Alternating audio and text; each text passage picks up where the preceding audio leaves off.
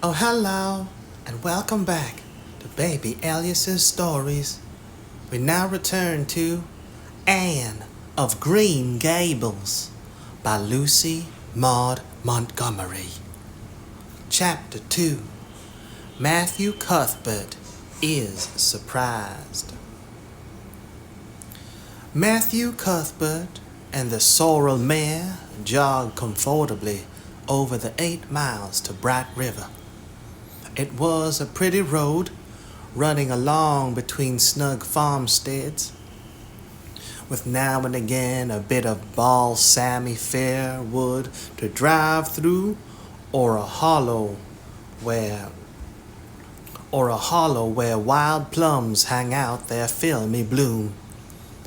The air was sweet with the breath of many apple orchards, and the meadows sloped away in the distance to horizon mists of pearl and purple, while the little birds sang as if it were the one day of summer in all the year.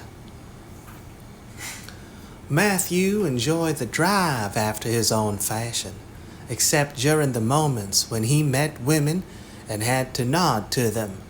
For in Prince Edward Island you are supposed to nod to all and sundry you meet on the road, whether you know them or not. Matthew dreaded all women except Marilla and Mrs. Rachel.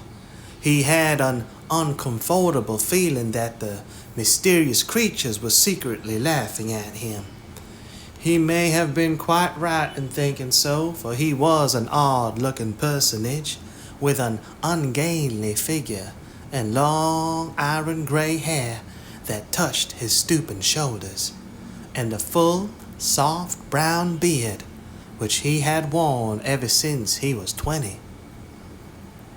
In fact, he had looked at 20 very much as he looked at 60, lacking a little of the grayness. When he reached Bright River, there was no sign of any train. He thought he was too early, so he tied his horse in the yard of the small Bright River Hotel and went over to the station house. The long platform was almost deserted, the only living creature in sight being a girl who was sitting on a pile of shingles at the extreme end. Matthew, barely noting that it was a girl, sidled past her as quickly as possible without looking at her. Had he looked, he could hardly have failed to notice the tense rigidity and expression of her attitude and expression. She was sitting there waiting for something or somebody, and since sitting and waiting was the only thing to do just then, she sat and waited with all her might and main. Matthew encountered the station master locking up the ticket office preparatory.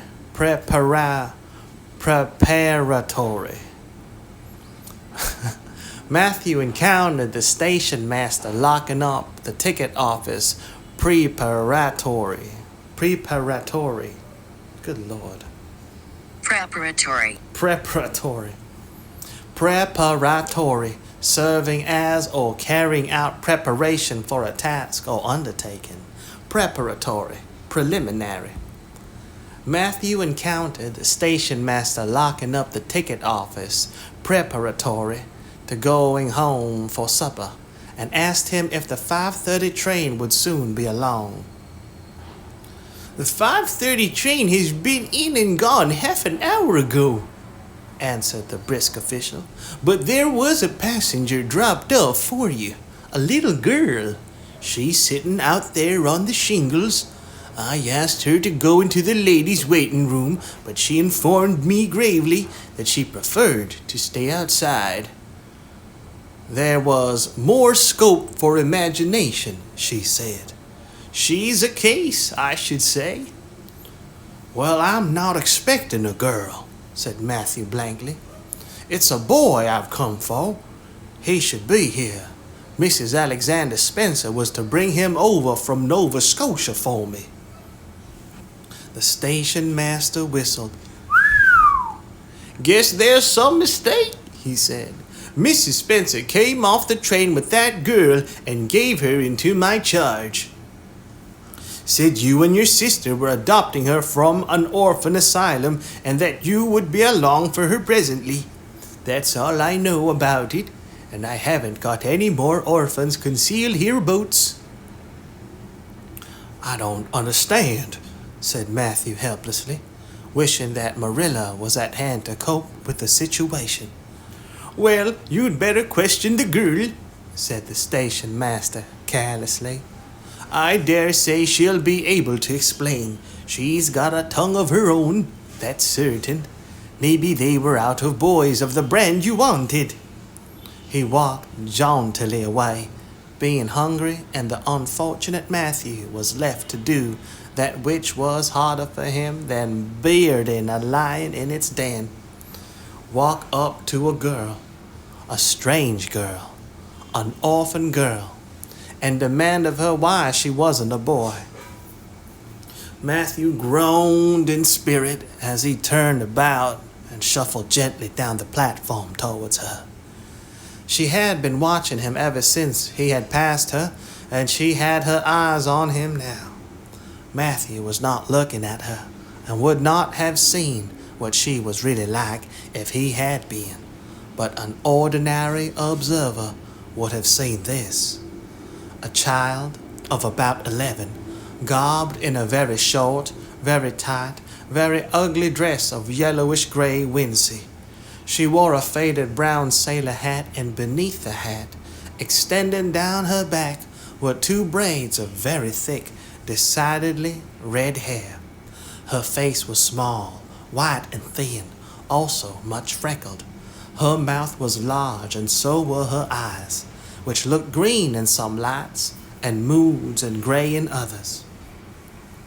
So far the ordinary observer, or an extraordinary observer, might have seen that the chin was very pointed and pronounced, that the big eyes were full of spirit and vivacity, that the mouth was sweet-lipped and expressive, that the forehead was broad and full. In short, our discerning extraordinary observer might have concluded that no commonplace soul inhabited the body of this stray woman-child, of whom shy Matthew Cuthbert was so ludicrously afraid. Matthew, however, was spared the ordeal of speaking first, for as soon as she concluded that he was coming to her, she stood up, grasping with one thin brown hand the handle of a shabby, old-fashioned carpet-bag. The other she held out to him. "I suppose you are Mr. Matthew Cuthbert of Green Gables?" she said in a peculiarly clear, sweet voice. "I'm very glad to see you. I was beginning to be afraid you weren't coming for me, and I was imagining all the things that might have happened to prevent you. I had made up my mind that if you didn't come for me tonight, I'd go down the track to that big wild cherry tree at the bend and climb up into it to stay all night. I wouldn't be a bit afraid, and it would be lovely to sleep in a wild cherry tree, all white with bloom in the moonshine, don't you think? You could imagine you were dwelling in marble halls, couldn't you? And I was quite sure you would come for me in the morning if you didn't tonight." Matthew had taken the scrawny little hand awkwardly in his. Then and there he decided what to do. He could not tell this child with the glowing eyes that there had been a mistake. He would take her home and let Marilla do that. She couldn't be left at Bright River anyhow, no matter what mistake had been made. So all questions and explanations might as well be deferred until he was safely back at Green Gables. "I'm sorry I was late," he said shyly. "Come along. The horse is over in the yard. Give me your bag." "Oh, I can carry it," the child responded cheerfully. "It isn't heavy. I've got all my worldly goods in it, but it isn't heavy. and if it isn't carried in just a certain way, the handle pulls out, so I'd better keep it because I know the exact knack of it. It's an extremely old carpet bag. Oh, I'm very glad you've come, even if it would have been nice to sleep in a wild cherry tree. We've got to drive a long piece, haven't we? Mrs. Spencer said it was 8 miles. I'm glad because I love driving. Oh, it seems so wonderful that I'm going to live with you and belong to you. I've never belonged to anybody, not really, but the asylum was the worst. I've only been in it for 4 months, but that was enough. I don't suppose you ever were an orphan in an asylum, so you can't possibly understand what it is like. It's worse than anything you could imagine. Mrs. Spencer said it was wicked of me to talk like that, but I didn't mean to be wicked. It's so easy to be wicked without knowing it, isn't it? They were good, the asylum people, but there is so little scope for the imagination in an asylum. Only just in the other orphans. It was pretty interesting to imagine things about them, to imagine that perhaps the girl who sat next to you was really the daughter of a belted earl, who had been stolen away from her parents in her infancy by a cruel nurse who died before she could confess. I used to lie awake at nights and imagine things like that because I didn't have time in the day. I guess that's why I'm so thin. I am dreadful thin, ain't I? There isn't a pick on my bones. I do love to imagine I'm nice and plump with dimples in my elbows. With this, Matthew's companion stopped talking, partly because she was out of breath and partly because they had reached the buggy. Not another word did she say until they had left the village and were driving down a steep little hill, the road part of which had been cut so deeply into the soft soil that the banks, fringed with blooming wild cherry trees and slim white birches, were several feet above their heads.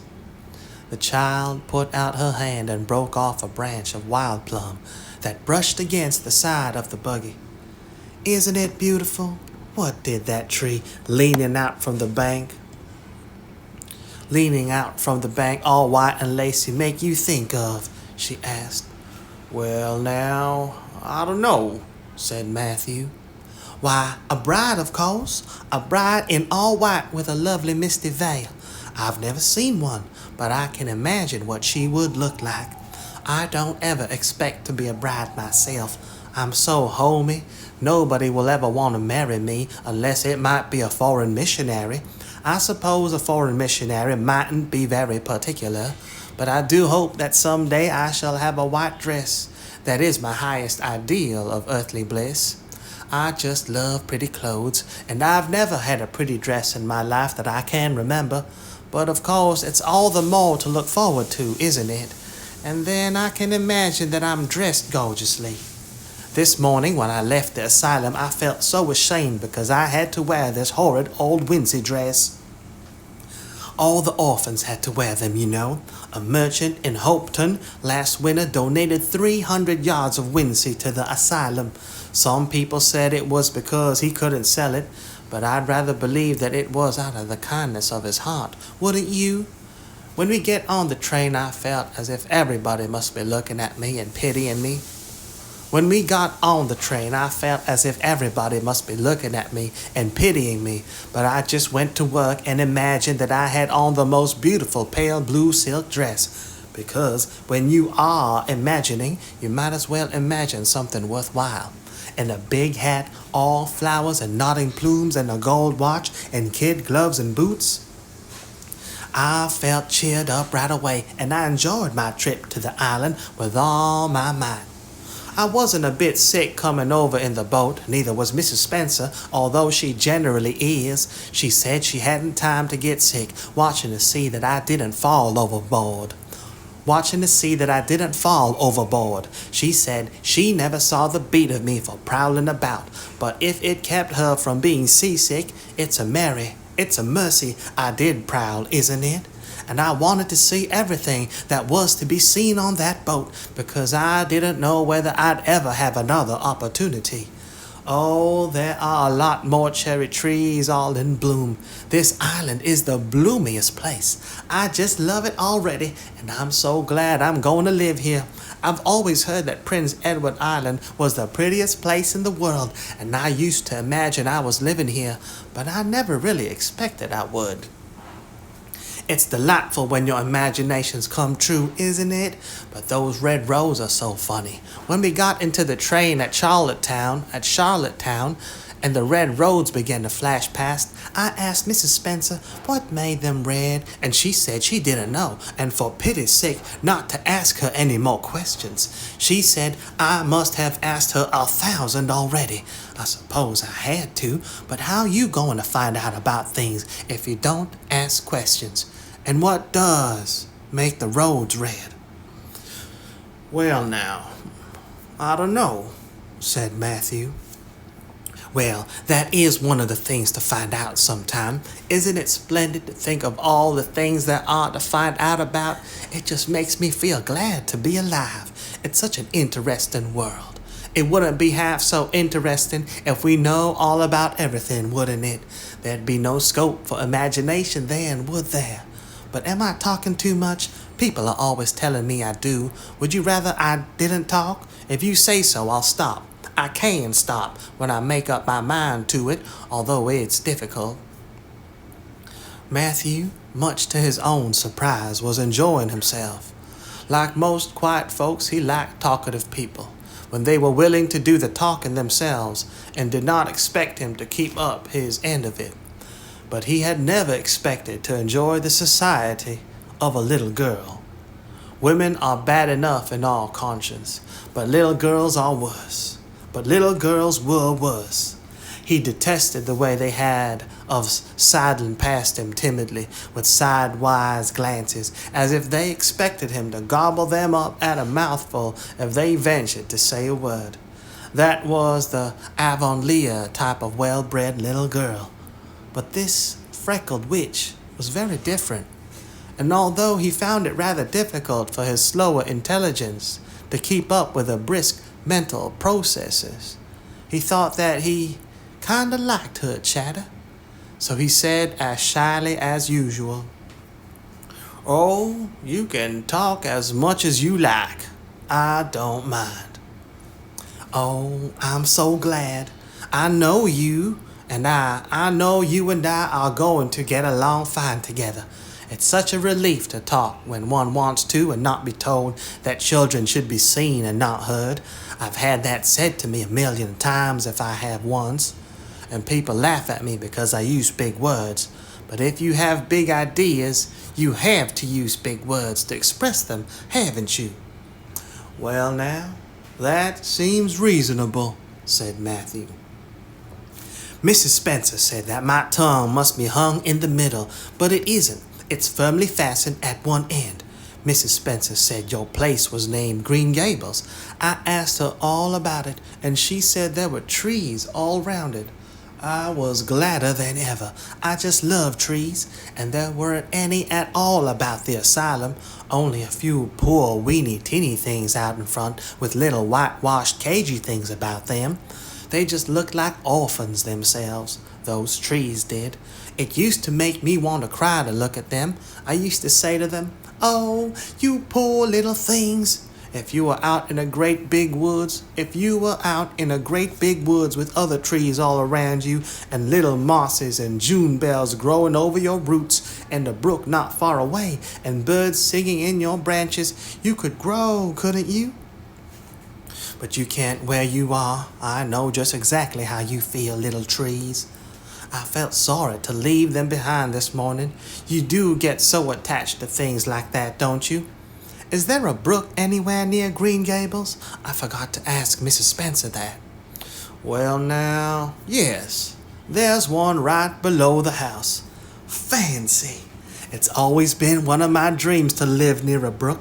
I never expected I would, though. Dreams don't often come true, do they? Wouldn't it be nice if they did? But just now I feel pretty nearly perfectly happy. I can't feel exactly perfectly happy because, well, what color would you call this?" She twitched one of her long, glossy braids over her thin shoulder and held it up before Matthew's eyes. Matthew was not used to deciding on the tints of ladies' tresses, but in this case there couldn't be much doubt. "It's red, ain't it?" The girl let the braid drop back with a sigh that seemed to come from her very toes and to exhale forth all the sorrows of the ages. "Yes, it's red," she said resignedly.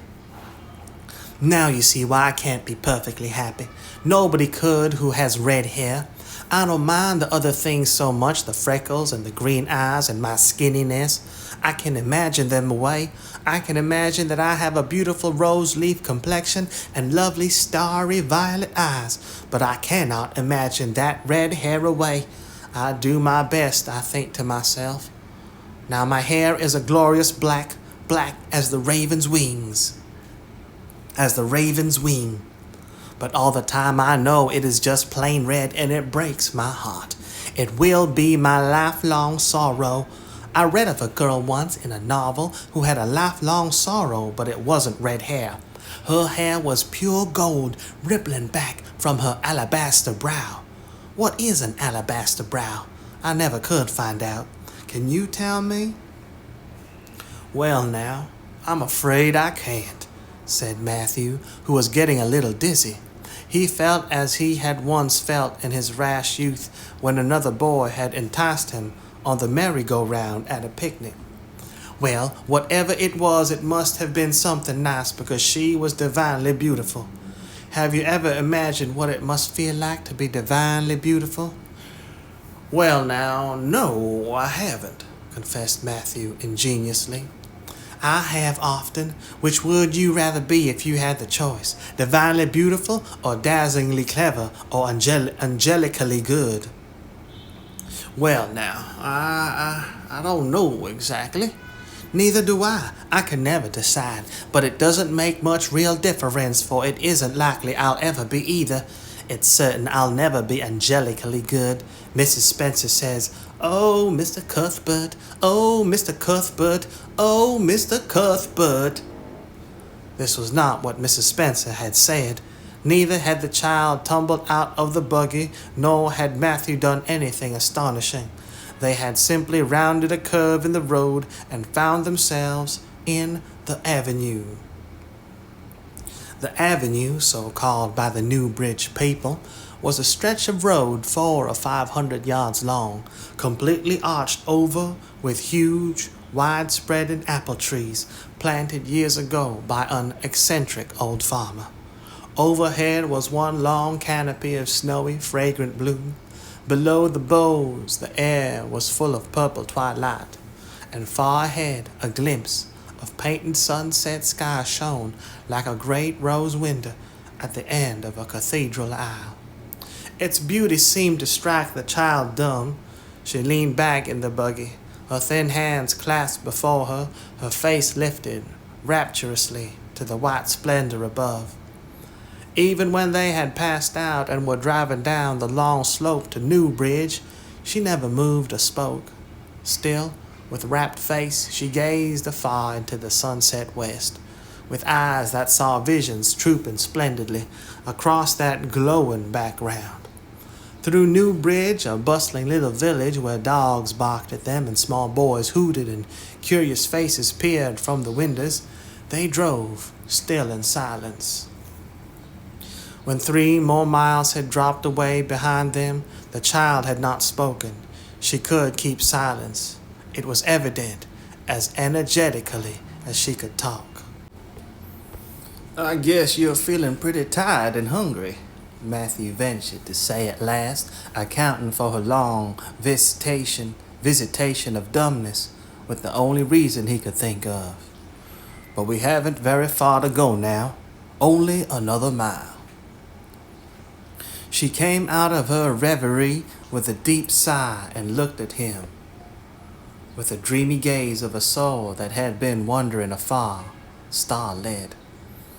"Oh, Mr. Cuthbert," she whispered, "that place we came through, that white place, what was it?" "Well now, you must mean the avenue," said Matthew, after a few moments' profound reflection. It's a kind of pretty place. Pretty? Oh, pretty doesn't seem the right word to use, nor beautiful either. They don't go far enough. It was wonderful, wonderful. It's the first thing I ever saw that couldn't be improved upon by imagination. It just satisfies me here. She put one hand on her breast. It made a queer, funny ache, and yet it was a pleasant ache. Did you ever have an ache like that, Mr. Cuthbert? Well, now, I just can't recollect that I ever had. I have it lots of times, whenever I see anything royally beautiful. But they shouldn't call that lovely place the Avenue. There is no meaning in a name like that. They should call it, let me see, the White Way of Delight. Isn't that a nice imaginative name? When I don't like the name of a place or a person, I always imagine a new one and always think of them. So there was a girl at the asylum whose name was Hepzibah Jenkins, but I always imagined her as a Rosalia de Vere. Other people may call that place the Avenue, but I shall always call it the White Way of Delight. Have we really only another mile to go before we get home? I'm glad and I'm sorry. I'm sorry because this drive has been so pleasant, and I'm always sorry when pleasant things end. Something still pleasanter may come after, but you can never be sure, and it's so often the case that it isn't pleasanter. That has been my experience anyhow, but I'm glad to think of getting home. You see, I've never had a real home since I can remember. It gives me that pleasant ache again just to think of coming to a really truly home. Oh, isn't that pretty? They had driven over the crest of a hill. Below them was a pond, looking almost like a river. So long and winding was it. A bridge spanned it midway, and from there to its lower end, where an amber-hued belt of sandhills shut it in from the dark blue gulf beyond. The water was a glory of many shifting hues, the most spiritual shadings of crocus and rose and ethereal green, with other elusive tintings, for which no name has ever been found. Above the bridge, the pond ran up into fringing groves of fir and maple, and lay all darkly translucent in their wavering shadows. Here and there, a wild plum leaned out from the bank, like a white-clad girl tiptoeing to her own reflection. From the marsh at the head of the pond came the clear, mournfully sweet chorus of the frogs. There was a little gray house peering around a white apple orchard on a slope beyond, and although it was not yet quite dark, a light was shining from one of its windows. "That's Barry's pond," said Matthew. "Oh, I don't like that name either. I shall call it, let me see, the Lake of Shining Waters. Yes, that is the right name for it. I know because of the thrill. When I hit on a name that suits exactly, it gives me a thrill. Do things ever give you a thrill?" Matthew ruminated. Ruminate.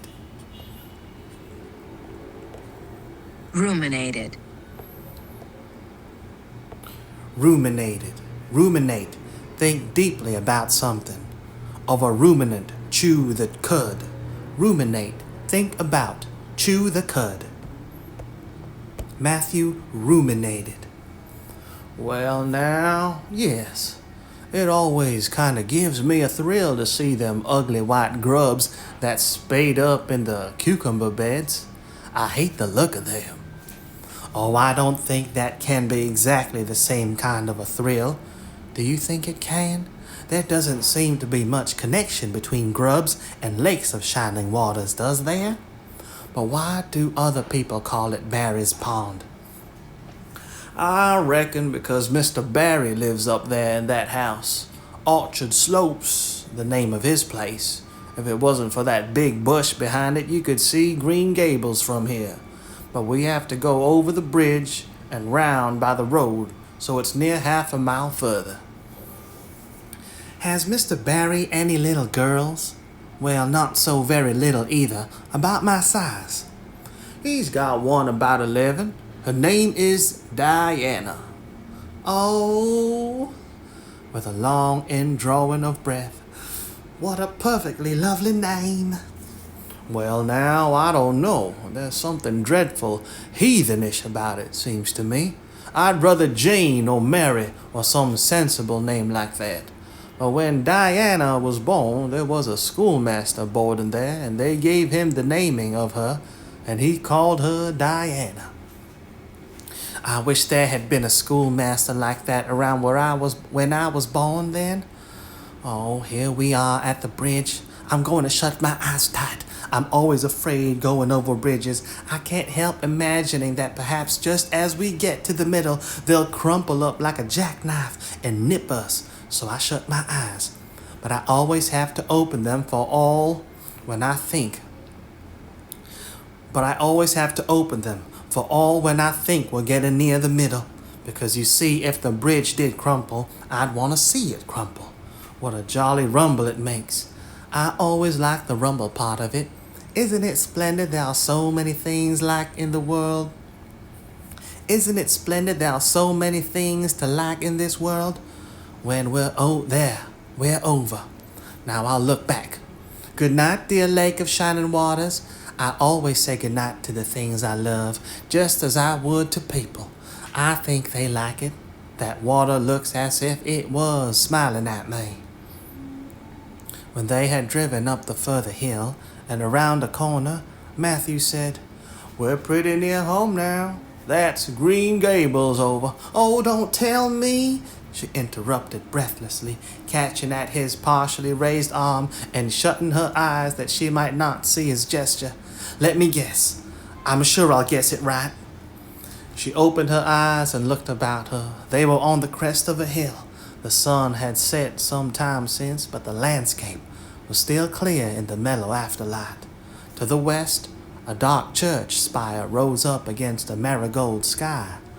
Below was a little valley, and beyond, a long, gently rising slope with snug farmsteads scattered along it. From one to another, the child's eyes darted, eager and wistful. At last they lingered on one way to the left, far back from the road, dimly white with blossoming trees in the twilight of the surrounding woods. Over it, in the stainless southwest sky, a great crystal white star was shining like a lamp of guidance and promise. "That's it, isn't it?" she said, pointing. Matthew slapped the reins on the sorrel's back delightedly. "Well, now you've guessed it, but I reckon Mrs. Spencer described it so's you could tell." "No, she didn't. She really didn't. All she said might just as well have been about most of those other places. I hadn't any real idea what it looked like, but just as soon as I saw it, I felt it was home. Oh, it seems as if I must be in a dream. Do you know, my arm must be black and blue from the elbow up. I've pinched myself so many times today. Every little while a horrible sickening feeling would come over me, and I'd be so afraid it was all a dream. Then I'd pinch myself to see if it was real, until suddenly I remembered that even supposing it was only a dream, I'd better go on dreaming as long as I could. So I stopped pinching. But it is real, and we're nearly home." With a sigh of rapture, she relapsed into silence. Matthew stirred uneasily.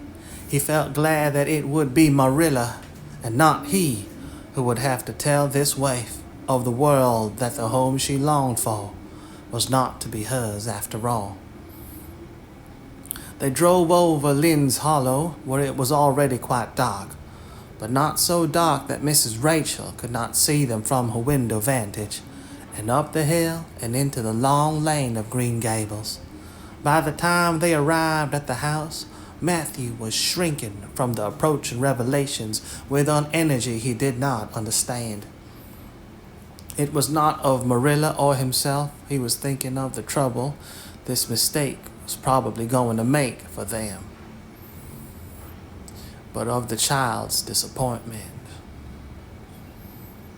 When he thought of that rapt light being quenched in her eyes, he had an uncomfortable feeling that he was going to assist at murdering something, much the same feeling that came over him when he had to kill a lamb or calf or any other innocent little creature. The yard was quite dark as they turned into it, and the poplar leaves were rustling silkily all round it. "Listen to the trees talking in their sleep," she whispered, as he lifted her to the ground. "What nice dreams they must have." Then, holding tightly to the carpet bag which contained all her worldly goods, she followed him into the house. Chapter 3. Marilla Cuthbert is surprised. Marilla came briskly forward as Matthew opened the door, but when her eyes fell off the odd little figure in the stiff, ugly dress with the long braids of red hair and the eager, luminous eyes, she stopped short in amazement. "Matthew Cuthbert, who's that?" she ejaculated. "Where is the boy?" "There wasn't any boy," said Matthew wretchedly. "There was only her." He nodded at the child, remembering that he had never even asked her name. "No boy, but there must have been a boy," insisted Marilla. "We sent word to Mrs. Spencer to bring a boy." "Well, she didn't. She brought her. I asked the station master, and I had to bring her home. She couldn't be left there no matter where the mistake had come in." "Well, this is a pretty piece of business," ejaculated Marilla. During this dialogue, the child had remained silent, her eyes roving from one to the other, all the animation fading out of her face. Suddenly, she seemed to grasp the full meaning of what had been said. Dropping her precious carpet bag, she sprang forward a step and clasped her hands. "You don't want me?" she cried. "You don't want me because I'm not a boy? I might have expected it. Nobody ever did want me. I might have known it was all too beautiful to last. I might have known nobody really did want me. Oh, what shall I do? I'm going to burst into tears." Burst into tears she did, sitting down on a chair by the table, flinging her arms out upon it, and burying her face in them. She proceeded to cry stormily. Marilla and Matthew looked at each other deprecatingly,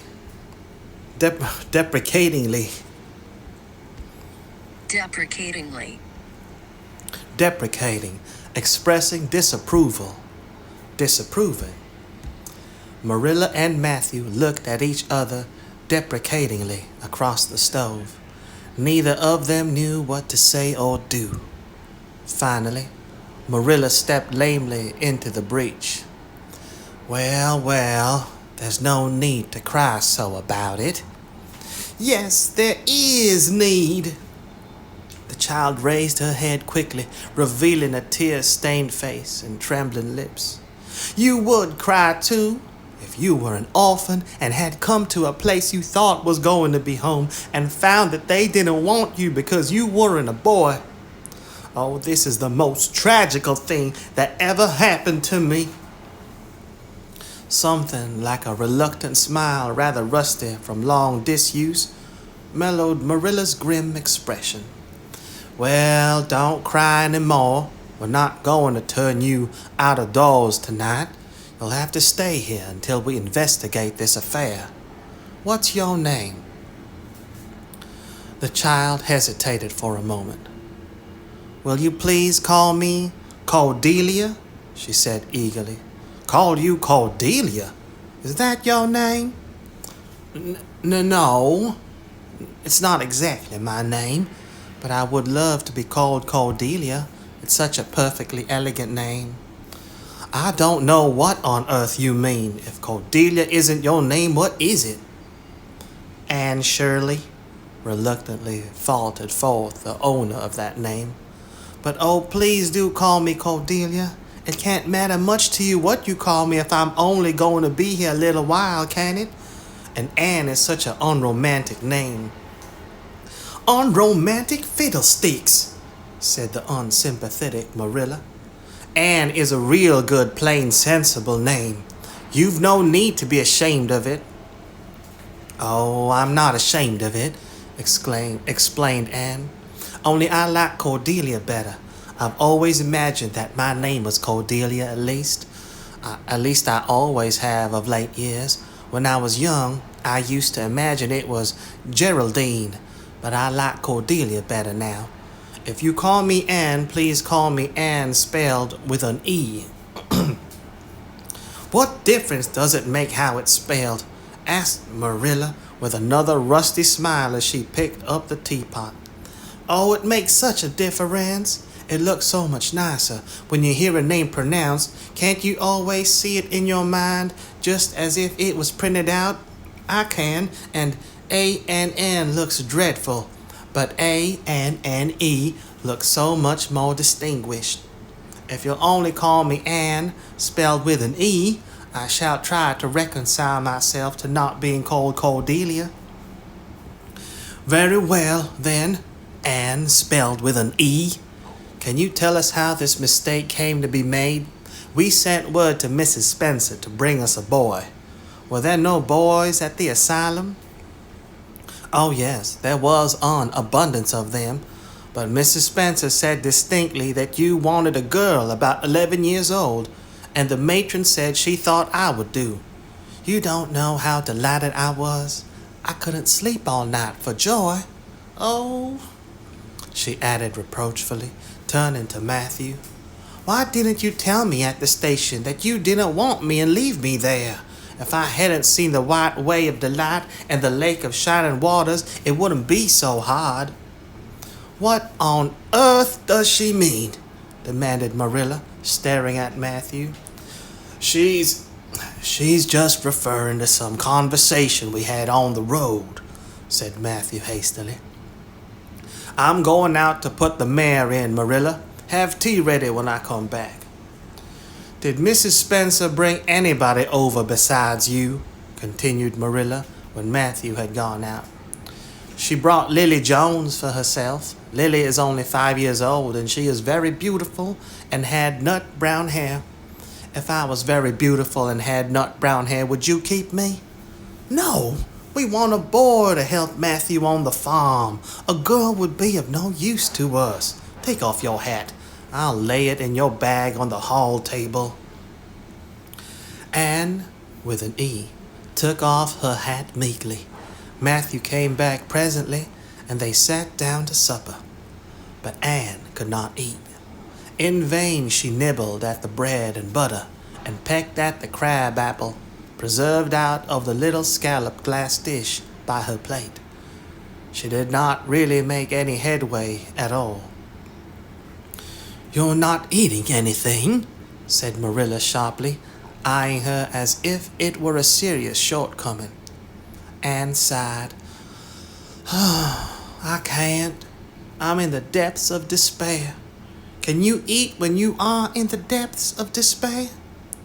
I've never been in the depths of despair, so I can't say, responded Marilla. Weren't you? Well, did you ever try to imagine you were in the depths of despair? No, I didn't. Then I don't think you can understand what it's like. It's very uncomfortable feeling indeed.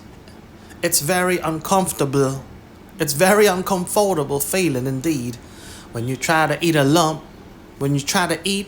comes right up in your throat and you can't swallow anything, not even if it was a chocolate caramel.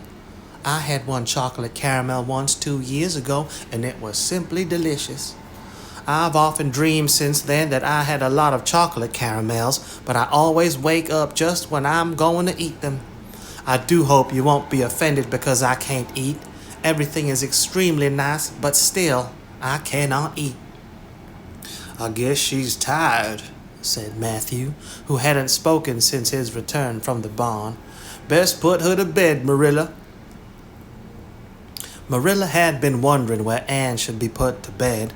She had prepared a couch in the kitchen chamber for the desired and expected boy, but although it was neat and clean, it did not seem quite the thing to put a girl there somehow. But the spare room was out of the question for such a stray waif.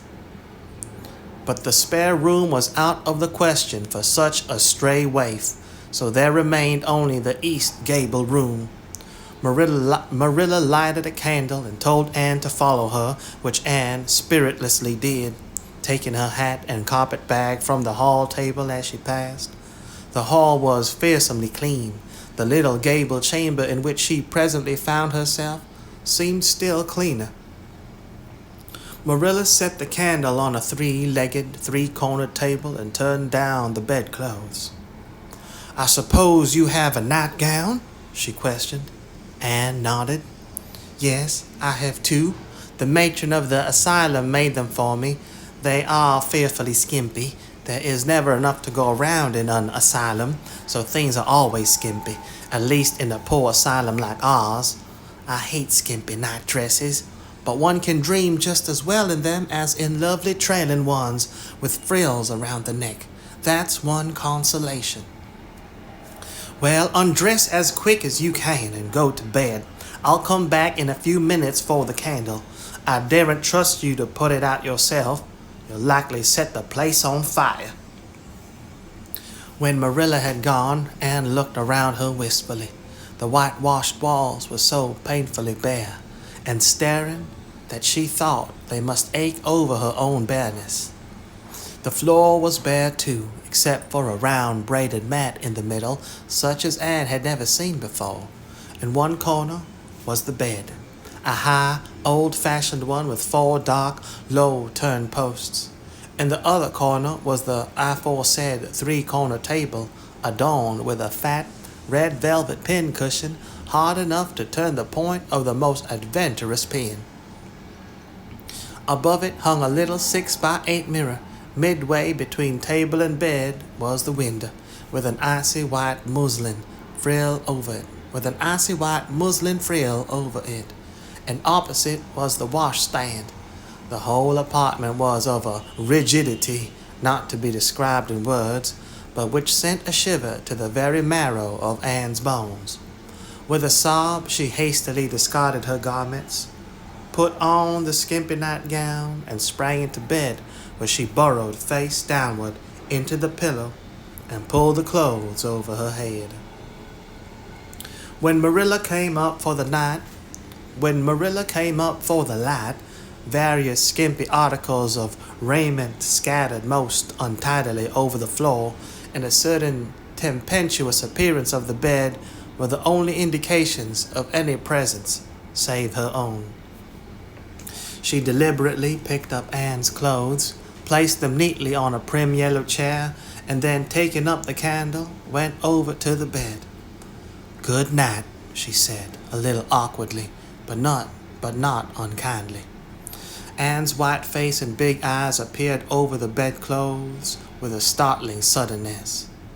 "How can you call it a good night when you know it must be the very worst night I've ever had?" she said reproachfully. Then she dived down into invisibility again. Marilla went slowly down to the kitchen and proceeded to wash the supper dishes. Matthew was smoking, a sure sign of perturbation of mind. Perturbation.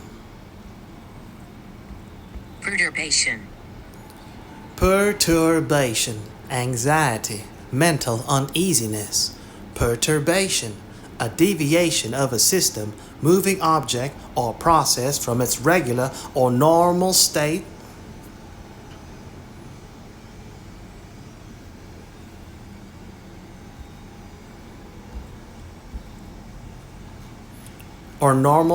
Or path.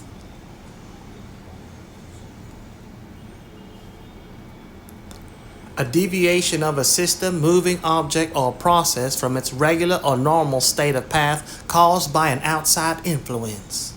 Perturbation. Matthew was smoking, a sure sign of perturbation of mind. He seldom smoked, for Marilla set her face against it as a filthy habit, but at certain times and seasons he felt driven to it, and then Marilla winked at the practice, realizing that a mere man must have some vent for his emotions. "Well, this is a pretty kettle of fish," she said wrathfully. "This is what comes of sending word instead of going ourselves. Richard Spencer's folks have twisted that message somehow. One of us will have to drive over and see Mrs. Spencer tomorrow, that's certain. This girl will have to be sent back to the asylum." "Yes, I suppose so," said Matthew reluctantly. "You suppose so? Don't you know it?" "Well now, she's a real nice little thing, Marilla. It's a kind of a pity to send her back when she's so set on staying here." "Matthew Cuthbert, you don't mean to say you think we ought to keep her?" Marilla's astonishment could not have been greater if Matthew had expressed a predilection for standing on his head. "Well now, no, I suppose not exactly," stammered Matthew, uncomfortably driven into a corner for his precise meaning. "I suppose we could hardly be expected to keep her." "I should say not. What good would she be to us?" "We might be some good to her," said Matthew suddenly and unexpectedly. "Matthew Cuthbert, I believe that child has bewitched you. I can see as plain that you want to keep her." "Well now, she's a real interesting little thing," persisted Matthew. "You should have heard her talk coming from the station." "Oh, she can talk fast enough. I saw that at once. That's nothing in her favor either. I don't like children who have so much to say. I don't want an orphan girl, and if I did, she isn't the style I'd pick out. There's something I don't understand about her. No, she's got to be dispatched straight away. She's got to be dispatched straight way back to where she came from." "I could hire a French boy to help me," said Matthew, "and she'd be company for you." "I'm not suffering for company," said Marilla shortly, "and I'm not going to keep her." "Well now, it's just as you say, of course, Marilla," said Matthew, rising and putting his pipe away. "I'm going to bed." To bed went Matthew, and to bed, when she had put her dishes away, went Marilla, frowning most resolutely, and upstairs in the east gable, a lonely, heart-hungry, friendless child cried herself to sleep. Chapter 4. Morning at Green Gables.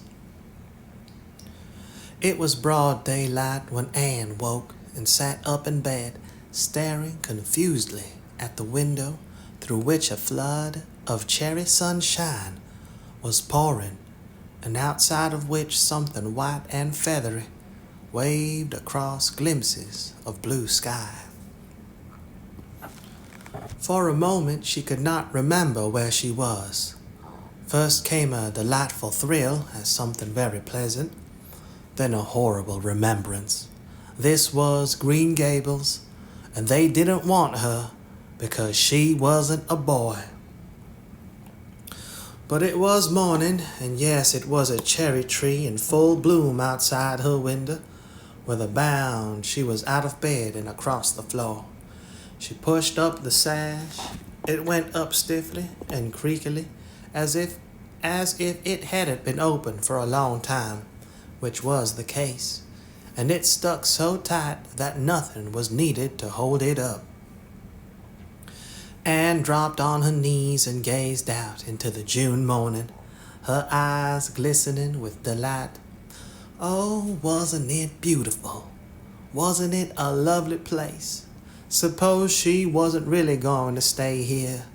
She would imagine she was. There was scope for imagination here.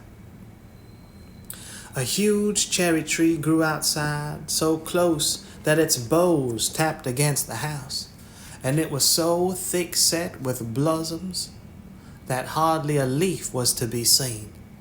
On both sides of the house was a big orchard, one of apple trees and one of cherry trees, also showered over with blossoms, and their grass was all sprinkled with dandelions.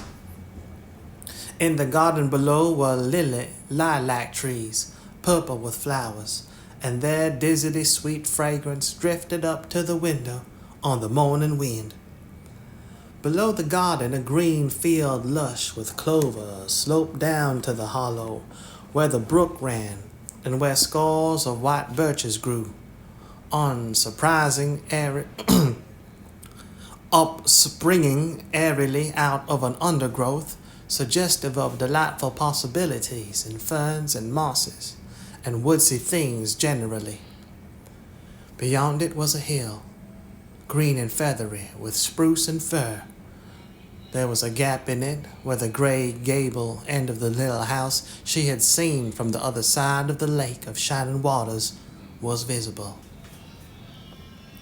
Off to the left were the big barns, and beyond them, away down over green, low sloping fields, was a sparkling blue glimpse of sea.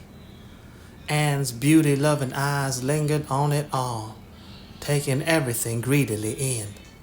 She had looked on so many unlovely places in her life, poor child, but this was as lovely as anything she had ever dreamed. She knelt there, lost to everything but the loveliness around her, until she was startled by a hand on her shoulder. Marilla had come in unheard by the small dreamer. "It's time you were dressed," she said curtly. Marilla really did not know how to talk to the child, and her uncomfortable ignorance made her crisp and curt when she did not mean to be. Anne stood up and drew a long breath. "Isn't it wonderful?" she said, waving her hand comprehensively at the good world outside. "It's a big tree," said Marilla, "and it blooms great, but the fruit don't amount to much never, small and wormy." "Oh, I don't mean just the tree, of course. It's lovely, yes, it's radiantly lovely. It blooms as if it meant it. It blooms as if it meant it. But I meant everything. The garden and the orchard and the brook and the woods and the whole big dear world. Don't you feel as if you just love the world on a morning like this? And I can hear the brook laughing all the way up here. Have you ever noticed what cheerful things brooks are? They're always laughing, even in wintertime. I heard them under the ice. I'm so glad there's a brook near Green Gables. Perhaps you think it doesn't make any difference to me when you're not going to keep me, but it does. I shall always like to remember that there is a brook at Green Gables, even if I never see it again. If there wasn't a brook, I'd be haunted by the uncomfortable things that there ought to be one. I'm not in the depths of despair this morning. I never can be in the morning. Isn't it a splendid thing that there are mornings? But I feel very sad. I've just been imagining that it was really me you wanted after all, and that I was to stay here forever and ever. It was a great comfort while it lasted, but the worst of imagining things is that the time comes when you have to stop, and that hurts. You better get dressed and come downstairs, and never mind your imaginings, said Marilla, as soon as she could get a word in edgewise. Breakfast is waiting. Wash your face and comb your hair. Leave the window up and turn your bedclothes back over the foot of the bed. Be as smart as you can. Anne could evidently be smart to some purpose, for she was downstairs in 10 minutes' time with her clothes neatly on, her hair brushed and braided, her face washed, and a comfortable consciousness pervading her soul that she had fulfilled all Marilla's requirements. As a matter of fact, however, she had forgotten to turn back the bedclothes. "I'm pretty hungry this morning," she announced as she slipped into the chair Marilla placed for her. "The world doesn't seem such a howling wilderness as it did last night. I'm so glad it's a sunshiny morning. But I like rainy mornings real well too. All sorts of mornings are interesting, don't you think? You don't know what's going to happen through the day, and there's so much scope for imagination. But I'm glad it's not rainy today because it's easier to be cheerful and bear up under afflictions on a sunshiny day. I feel that I have a good deal to bear up under. It's all very well to read about sorrows and imagine yourself living through them heroically, but it's not so nice when you really come to have them, is it?" "For pity's sake, hold your tongue," said Marilla. "You talk entirely too much for a little girl." Thereupon Anne held her tongue so obediently and thoroughly that her continued silence made Marilla rather nervous, as if in the presence of something not exactly natural. Matthew also held his tongue, but this was natural, so that the meal was a very silent one. As it progressed, Anne became more and more abstracted, eating mechanically with her big eyes fixed unswervingly and unseeingly on the sky outside the window. This made Marilla more nervous than ever. She had an uncomfortable feeling that while this odd child's body might be there at the table, her spirit was far away in some remote, airy cloudland, borne aloft on the wings of imagination. Who would want such a child about the place? Yet Matthew wished to keep her, of all unaccountable things. Marilla felt that he wanted it just as much this morning as he had the night before, and that he would go on wanting it. That was Matthew's way. Take a whim into his head and cling to it with the most amazing silent persistency. A persistency 10 times more potent and effectual in its very silence than if he had talked it out. When the meal was ended, Anne came out of her reverie and offered to wash the dishes. "Can you wash dishes right?" asked Marilla distrustfully. "Pretty well. I'm better at looking after children, though. I've had so much experience at that. It's such a pity you haven't any here for me to look after." "I don't feel as if I wanted any more children to look after than I've got at present. You're problem enough in all conscience. What's to be done with you, I don't know. Matthew is a most ridiculous man." "I think he's lovely," said Anne reproachfully. "He is so very sympathetic. He didn't mind how much I talked. He seemed to like it. I felt that he was a kindred spirit as soon as ever I saw him." "You're both queer enough, if that's what you mean by kindred spirits," said Marilla with a sniff. "Yes, you may wash the dishes. Take plenty of hot water and be sure you dry them well. I've got enough to attend to this morning, for I'll have to drive over to White Sands in the afternoon and see Mrs. Spencer. You'll come with me and we'll settle what's to be done with you. After you finish the dishes, go upstairs and make your bed." Anne washed the dishes deftly enough, as Marilla, who kept a sharp eye on the process, discerned. Later on, she made her bed less successfully, for she had never learned the art of wrestling with a feather tick. But it was done somehow and smoothed down, and then Marilla, to get rid of her, told her she might go out of doors and amuse herself until dinner time. Anne flew to the door, face alight, eyes glowing. On the very threshold, she stopped short, wheeled about, came back and sat down by the table, light and glow as effectually blotted out as if someone had clapped an extinguisher on her. "What's the matter now?" demanded Marilla. "I don't dare go out," said Anne, in the tone of a martyr relinquishing all earthly joys. If I can't stay here, there is no use in my loving Green Gables. And if I go out there and get acquainted with all those trees and flowers and the orchard and the brook, I'll not be able to help loving it. It's hard enough now, so I won't make it any harder. I want to go out so much, everything seems to be calling to me. Anne, Anne, come out to us. Anne, Anne, we want a playmate. But it's better not. There is no use in loving things if you have to be torn from them, is there? And it's so hard to keep from loving things, isn't it? That was why I was so glad when I thought I was going to live here. And I thought I'd have so many things to love and nothing to hinder me. But that brief dream is over, and I am resigned to my fate now. So I don't think I'll go out for fear I'll get unresigned again. What is the name of that geranium on the windowsill, please? That's the apple-scented geranium. Geranium.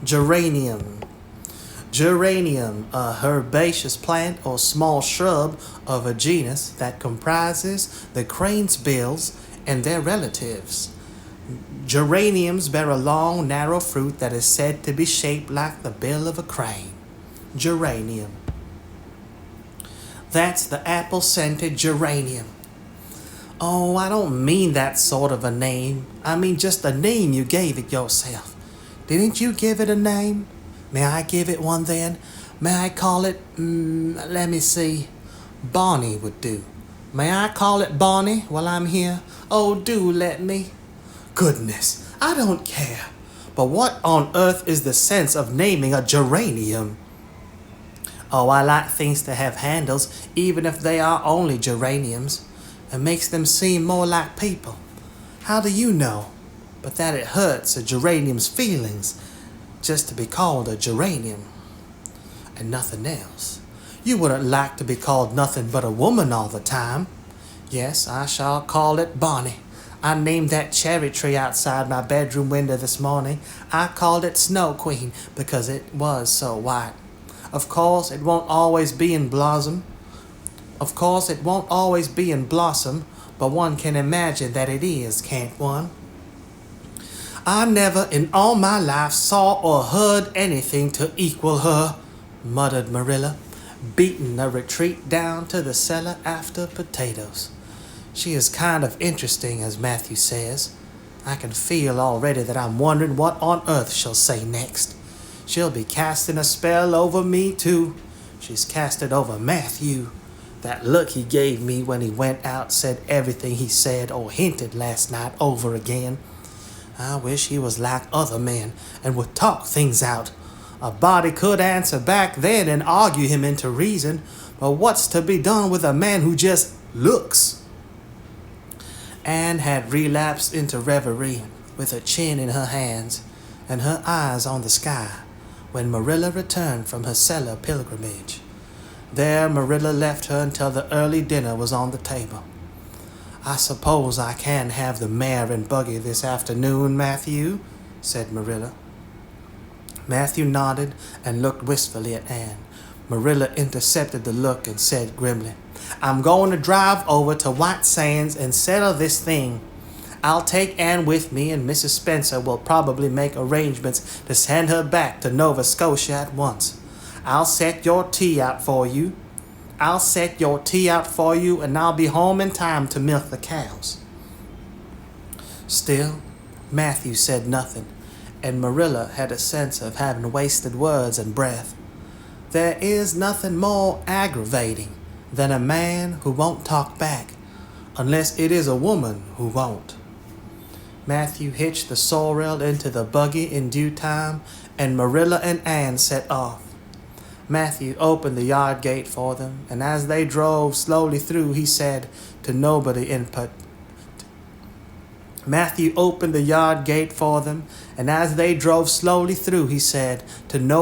particular, as it seemed, Little Jerry Boot from the creek was here this morning, and I told him I guessed I'd hire him for the summer. Marilla made no reply.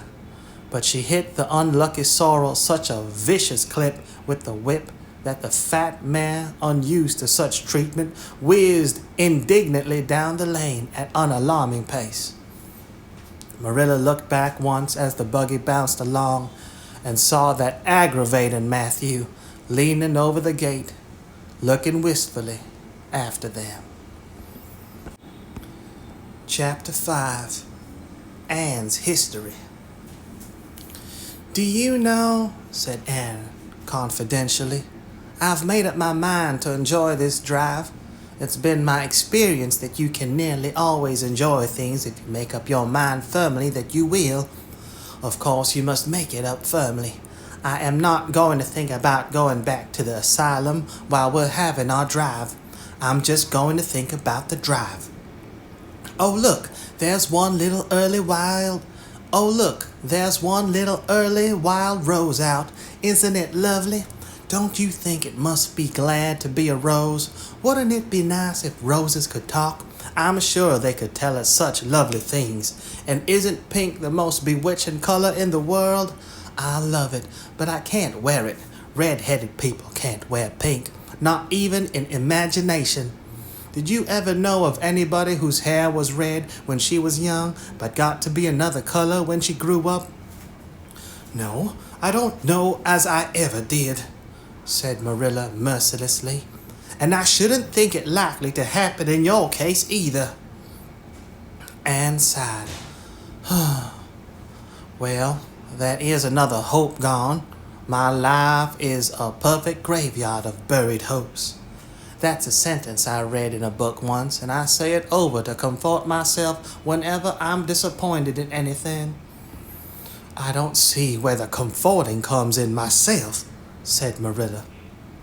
"Why, because it sounds so nice and romantic, just as if I were a heroine in a book, you know. I am so fond of romantic things, and a graveyard full of buried hopes is about as romantic a thing as one can imagine, isn't it? I'm rather glad I have one. Are we going across the Lake of Shining Waters today?" "We're not going over Barry's Pond, if that's what you mean by your Lake of Shining Waters. We're going by the shore road." "The shore road sounds nice," said Anne dreamily. "Is it as nice as it sounds? Just when you said shore road, I saw it in a picture in my mind as quick as that. And White Sands is a pretty name too, but I don't like it as well as Avonlea. Avonlea is a lovely name, and it just sounds like music. How far is it to White Sands?" "It's 5 miles, and as you're evidently bent on talking, you might as well talk to some purpose by telling me what you know about yourself." "Oh, what I know about myself isn't really worth telling," said Anne eagerly. "If you'll only let me tell you what I imagine about myself, you'll think it ever so much more interesting." "No, I don't want any of your imaginings. Just you stick to bald facts. Begin at the beginning. Begin at the beginning. Where were you born and how old are you?" "I was 11 last March," said Anne, resigning herself to bald facts with a little sigh.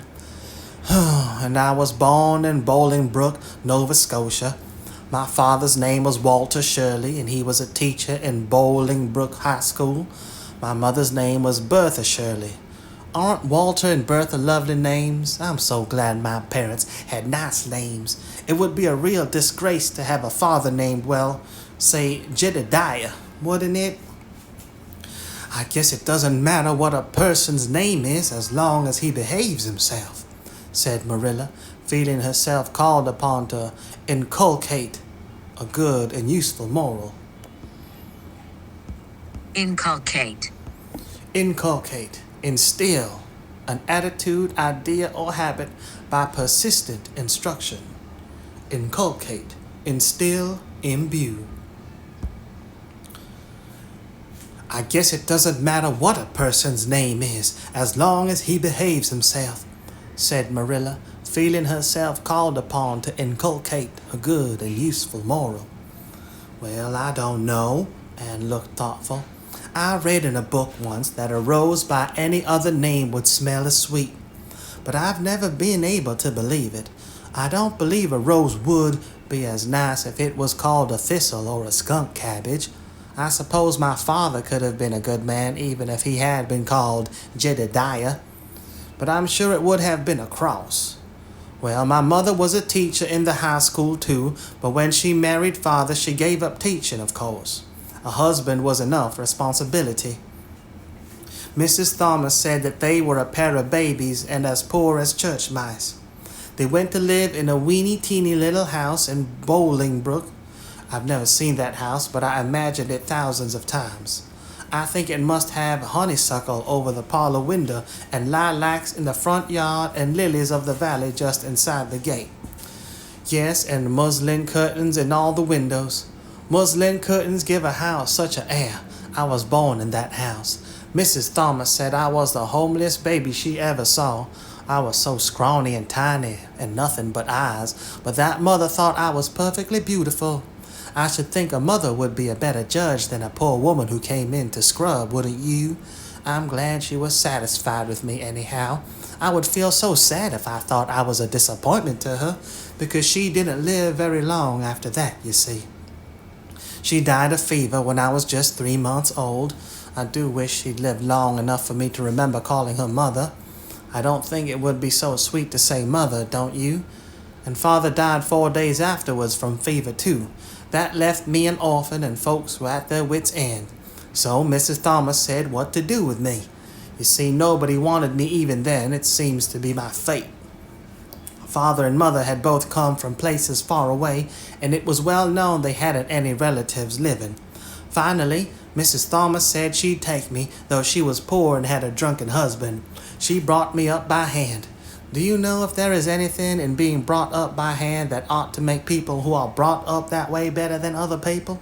Because whenever I was naughty, Mrs. Thomas would ask me how I could be such a bad girl when she had brought me up by hand, reproachful like.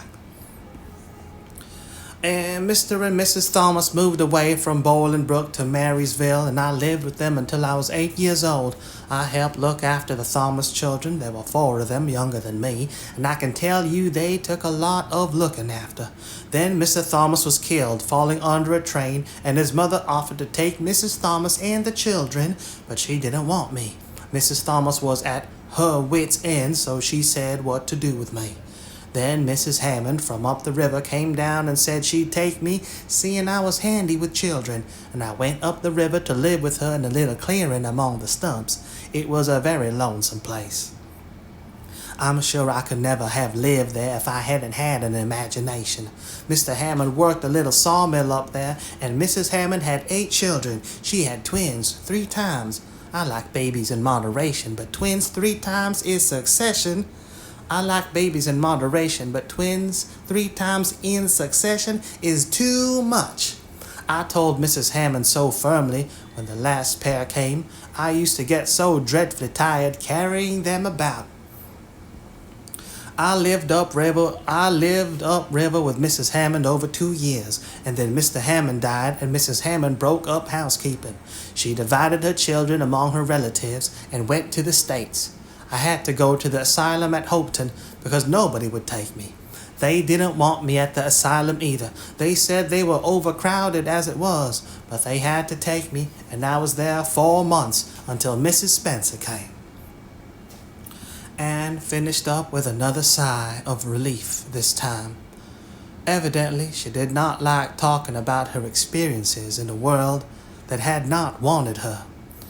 "Did you ever go to school?" demanded Marilla, turning the sorrel mail down the shore road. "Not a great deal. I went a little the last year I stayed with Mrs. Thomas. When I went upriver, we were so far from a school that I couldn't walk. It in winter, and there was a vacation in summer, so I could only go in the spring and fall. But of course I went while I was at the asylum. I can read pretty well, and I know ever so many pieces of poetry off by heart. The Battle of Hohenlinden, and Edinburgh after Flodden, and Bingen of the Rhine, and most of the Lady of the Lake, and most of the Seasons by James Thompson. Don't you just love poetry that gives you a crinkly feeling up and down your back? There is a piece in the fifth reader, The Downfall of Poland, that is just full of thrills, of course. I wasn't in the fifth reader, I was only in the fourth, but the big girls used to lend me theirs to read. Were those women, Mrs. Thomas and Mrs. Hammond, good to you? Asked Marilla, looking at Anne out of the corner of her eye. Oh, faltered Anne. Her sensitive little face suddenly flushed scarlet, and embarrassment sat on her brow. Oh, they meant to be. I know they meant to be just as good and kind as possible. And when people mean to be good to you, you don't mind very much when they're not quite, always. They had a good deal to worry them, you know. It's very tiring to have a drunken husband, you see, and it must be very tiring to have twins 3 times in succession, don't you think? But I feel sure they meant to be good to me. Marilla asked no more questions. Anne gave herself up to a silent rapture over the shore road, and Marilla guided the sorrel abstractedly while she pondered deeply. Pity was suddenly stirring in her heart for the child. What a starved, unloved life she had had, a life of drudgery and poverty and neglect. For Marilla was shrewd enough to read between the lines of Anne's history and divine truth. No wonder she had been so delighted at the prospect of a real home. It was a pity she had to be sent back. What if she, Marilla, should indulge Matthew's unaccountable whim and let her stay? He was set on it, and the child seemed a nice, teachable little thing. She's got too much to say, thought Marilla, but she might be trained out of that. And there's nothing rude or slangy in what she does say. She's ladylike. It's likely her people were nice folks. The shore road was woodsy and wild and lonesome. On the right hand, scrub firs, their spirits quite unbroken by long years of tussle with the gulf winds, grew thickly.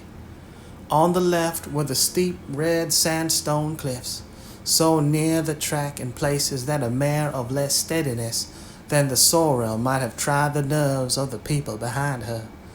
Down at the base of the cliffs were heaps of surf-worn rocks or little sandy coves inlaid with pebbles, as with ocean jewels.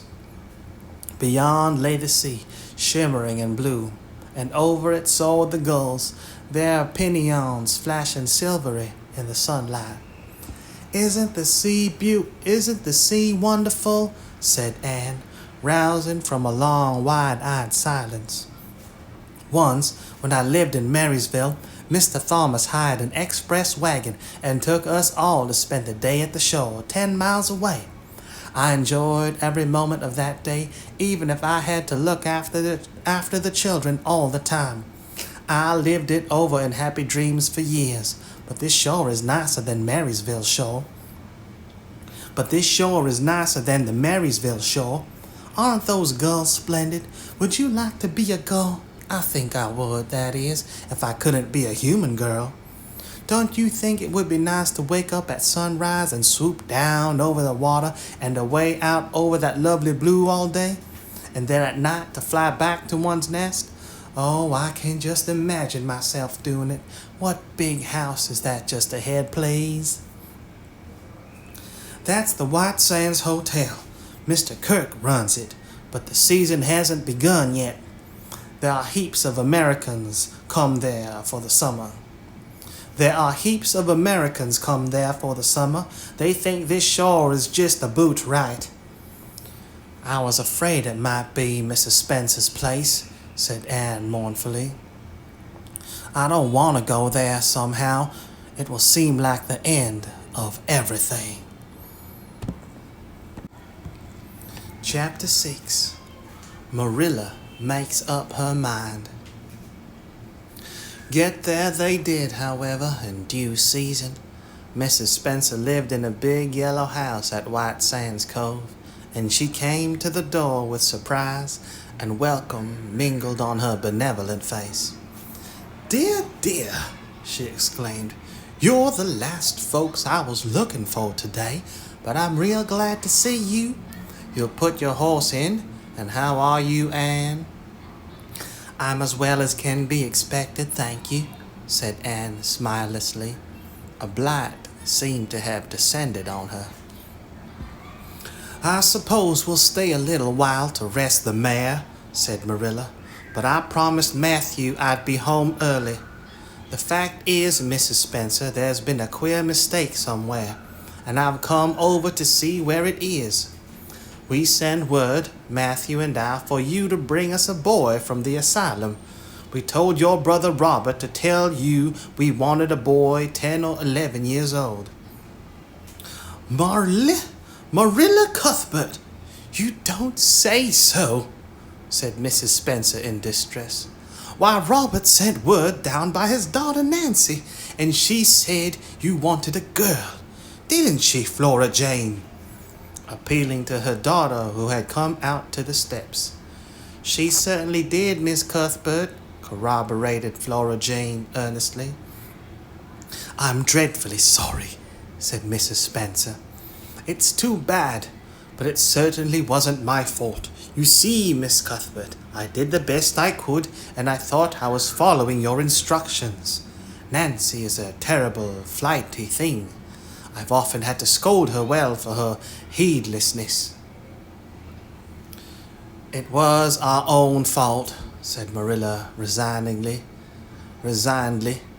"We should have come to you ourselves and not left an important message to be passed along by word of mouth in that fashion. Anyhow, the mistake has been made, and the only thing to do is to set it right.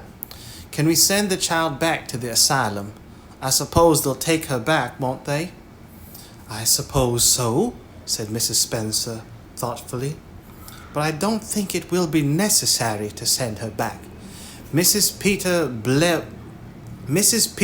Blewett was up here yesterday, and she was saying to me how much she wished she'd sent by me for a little girl to help her. Mrs. Peter has a large family, you know, and she finds it hard to get help. Anne will be the very girl for you. I call it positively providential." Marilla did not look as if she thought Providence had much to do with the matter. Here was an unexpectedly good chance to get this unwelcome orphan off her hands, and she did not even feel grateful for it. She knew Mrs. Peter Blewett only by sight as a small, shrewish-faced woman without an ounce of superfluous flesh on her bones, but she had heard of her. A terrible worker and driver, Mrs. Peter was said to be, and discharged servant girls told fearsome tales of her temper and stinginess and her family of pert, quarrelsome children.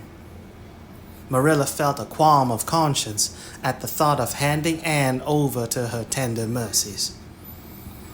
"Well, I'll go in and we'll talk the matter over," she said.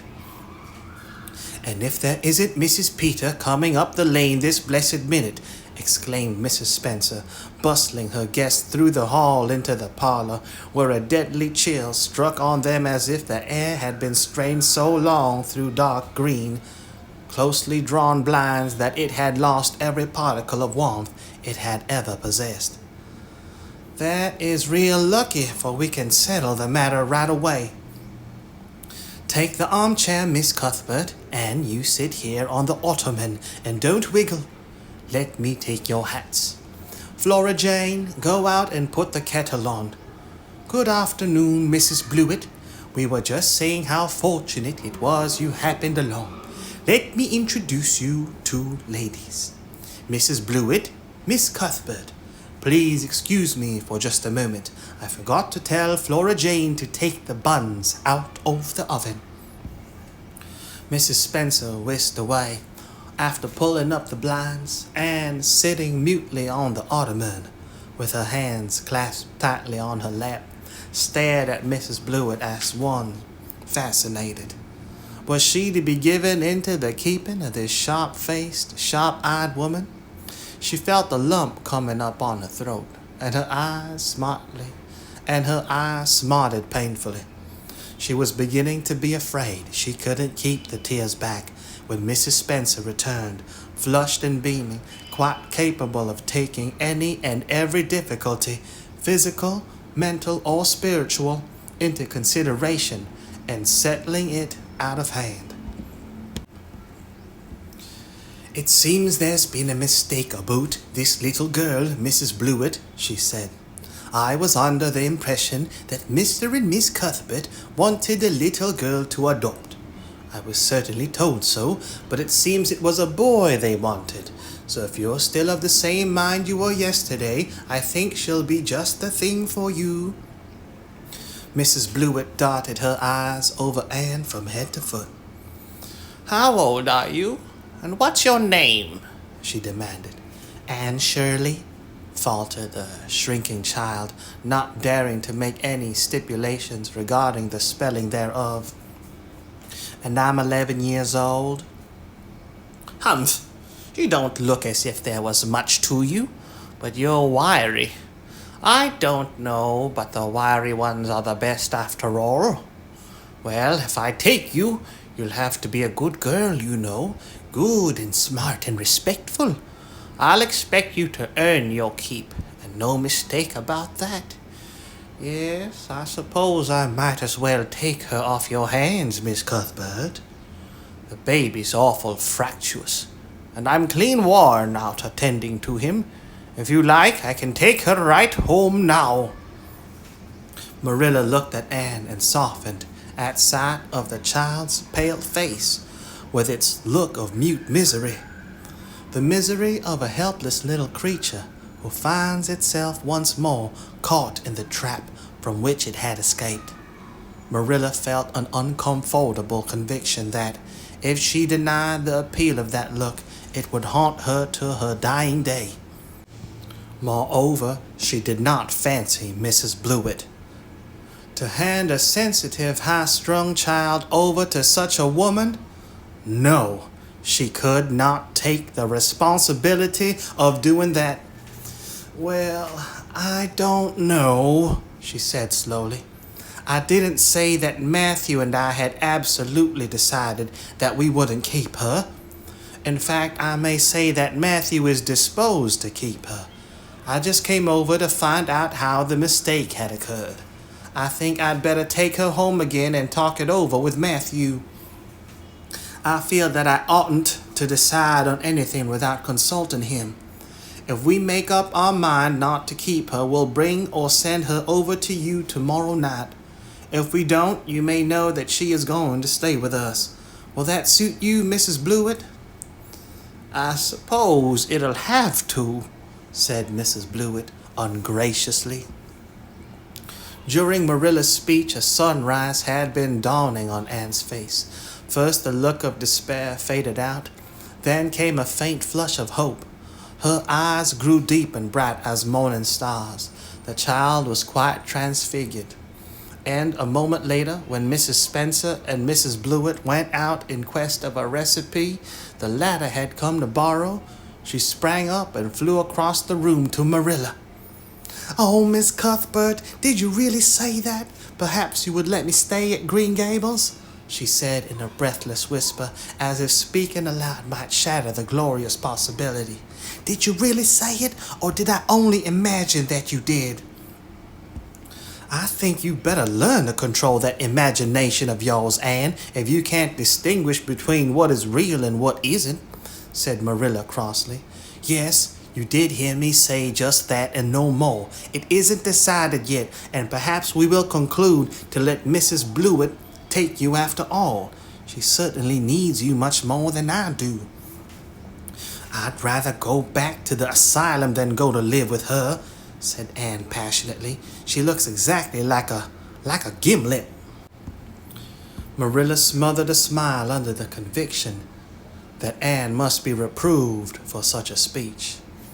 "A little girl like you should be ashamed of talking so about a lady and a stranger," she said severely.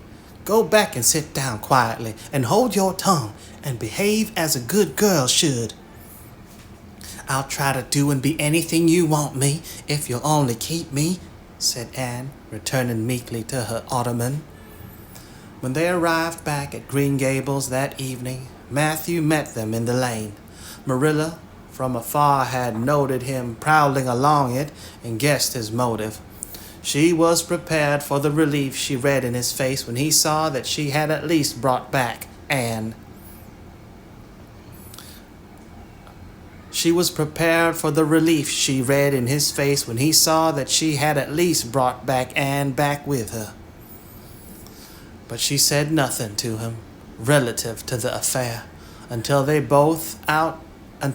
both out in the yard behind the barn milking the cows. Then she briefly told him Anne's history and the result of the interview with Mrs. Spencer. "I wouldn't give a dog I liked at that Blewett woman," said Matthew with unusual vim. "I don't fancy her style myself," admitted Marilla. "But it's that or keeping her ourselves, Matthew. And since you seem to want her, I suppose I'm willing or have to be. I've been thinking over the idea until I've got kind of used to it. It seems a sort of duty. I've never brought up a child, especially a girl, and I dare say I'll make a terrible mess of it. But I'll do my best. So far as I'm concerned, Matthew, she may stay." Matthew's shy face was a glow of delight. "Well now, I reckon you'd come to see it in that light, Marilla," he said. "She's such an interesting little thing." "It'd be more to the point if you could say she was a useful little thing," retorted Marilla. "But I'll make it my business to see she's trained to be that. And mind, Matthew, you're not to go interfering with my methods. Perhaps an old maid doesn't know much about bringing up a child, but I guess she knows more than an old bachelor, so you just leave me to manage her. When I fail, it'll be time enough to put your oar in." There, Marilla, you can have your own way," said Matthew reassuringly. "Only be as good and kind to her as you can without spoiling her. I kind of think she's one of the sort you can do anything with if you only get her to love you." Marilla sniffed to express her contempt for Matthew's opinions concerning anything feminine and walked off to the dairy with the pails. "I won't tell her tonight that she can stay," she reflected, as she strained the milk into the creamers. "She'd be so excited that she wouldn't sleep a wink. Marilla Cuthbert, you're fairly in for it. Did you ever suppose you'd see the day when you'd be adopting an orphan girl? It's surprising enough, but not so surprising as that Matthew should be at the bottom of it, him that always seemed to have such a mortal dread of little girls. Anyhow, we've decided on the experiment, and goodness only knows what will come of it." Chapter 7. Anne Says Her Prayers. When Marilla took Anne up to bed that night, she said stiffly, "Now, Anne, I noticed last night that you threw your clothes all about the floor when you took them off. That is a very untidy habit, and I can't allow it at all. As soon as you take off any article of clothing, fold it neatly and place it on the chair. I haven't any use at all for little girls who aren't neat." "I was so harrowed up in my mind last night that I didn't think about my clothes at all," said Anne. "I'll fold them nicely tonight. They always made us do that at the asylum. Half the time, though, I'd forget. I'd be in such a hurry to get into bed, nice and quiet, and imagine things." "You'll have to remember a little better if you stay here," admonished Marilla. "There, that looks something like. Say your prayers now and get into bed." "I never say any prayers," announced Anne. Marilla looked horrified. Astonishment. "Why, Anne, what do you mean? Were you never taught to say your prayers? God always wants little girls to pray. God always wants little girls to say their prayers. Don't you know who God is, Anne? God is a spirit, infinite, eternal, and unchangeable in his being, wisdom, power, holiness, justice, goodness, and truth," responded Anne promptly and glibly. Marilla looked rather relieved. So you do know something then. Thank goodness. You're not quite a heathen. Where did you learn that? Oh, at the Asylum Sunday School. They made us learn the whole catechism. I liked it pretty well. There's something splendid about some of the words. Infinite, eternal, and unchangeable. Isn't that grand? It has such a roll to it, just like a big organ playing. You couldn't quite call it poetry, I suppose, but it sounds a lot like it, doesn't it? We're not talking about poetry, Anne. We are talking about saying your prayers. Don't you know it's a terrible, wicked thing not to say your prayers every night? I'm afraid you are a very bad little girl. You find it easier to be bad than good if you had red hair, said Anne reproachfully. People who haven't red hair don't know what trouble is. Mrs. Thomas told me that God made my hair red on purpose, and I've never cared about him since. And anyhow, I'd always be too tired at night to bother saying prayers. People who have to look after twins can't be expected to say their prayers. Now, do you honestly think they can?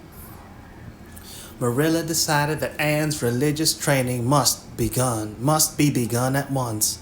Plainly, there was no time to be lost. You must say your prayers while you are under my roof, Anne. Why, of course, if you want me to, assented Anne cheerfully. I'll do anything to oblige you. But you'll have to tell me what to say for this once. After I get into bed, I'll imagine out a real nice prayer to say always. I believe that it will be quite interesting, now that I come to think of it. You must kneel down, said Marilla in embarrassment. Anne knelt at Marilla's knee and looked up gravely. Why must people kneel down to pray? If I really wanted to pray, I'll tell you what I'd do. I'd go out into a big field all alone or into the deep, deep woods, and I'd look up into the sky, up into that lovely blue sky that looks as if there was no end to its business. As if there was no end to its blueness, and then I'd just feel a prayer. Well, I'm ready. What am I to say? Marilla felt more embarrassed than ever. She had intended to teach Anne the childish classic, Now I Lay Me Down to Sleep, but she had, as I have told you, the glimmerings of a sense of humor, which is simply another name for a sense of fitness of things.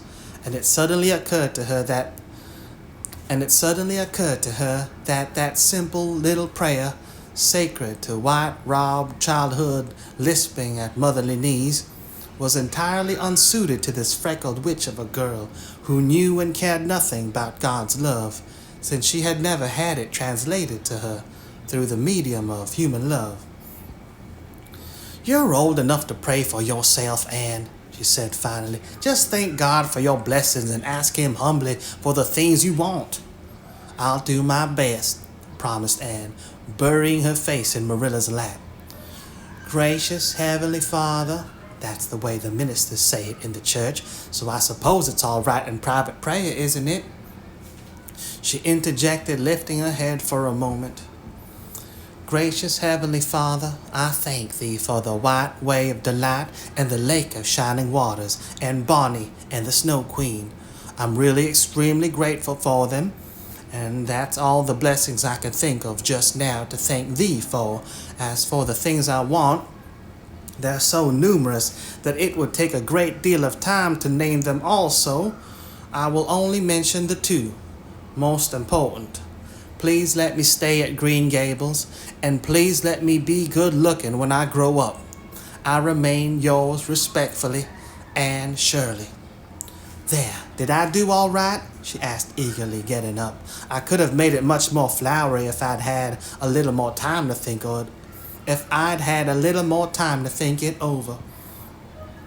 Poor Marilla was only preserved from complete collapse by remembering that it was not irreverence, but simply spiritual ignorance on the part of Anne that was responsible for this extraordinary petition. She tucked the child up in bed, mentally vowing that she should be taught a prayer the very next day, and was leaving the room with the light when Anne called her back. I've just thought of it now. I should have said amen in place of yours respectfully, shouldn't I? the way the ministers do. I'd forgotten it, but I felt a prayer should be finished off in some way, so I put in the other. Do you suppose it will make any difference? I don't suppose it will, said Marilla. Go to sleep now like a good girl. Go to sleep now like a good child. Good night. I can only say good night tonight with a clear conscience, said Anne, cuddling luxuriously down among her pillows. Marilla retreated to the kitchen, set the candle firmly on the table, and glared at Matthew. Matthew Cuthbert. It's about time somebody adopted that child and taught her something. She's next door to a perfect heathen. Will you believe that she never said a prayer in her life till tonight? I'll send her to the manse tomorrow and borrow the Peep of the Day series. That's what I'll do. And she shall go to Sunday school just as soon as I can get some suitable clothes made for her. I foresee that I shall have my hands full. Well, we can't get through this world without our share of trouble. I've had a pretty easy life of it so far, but my time has come at last, and I suppose I'll just have to make the best of it.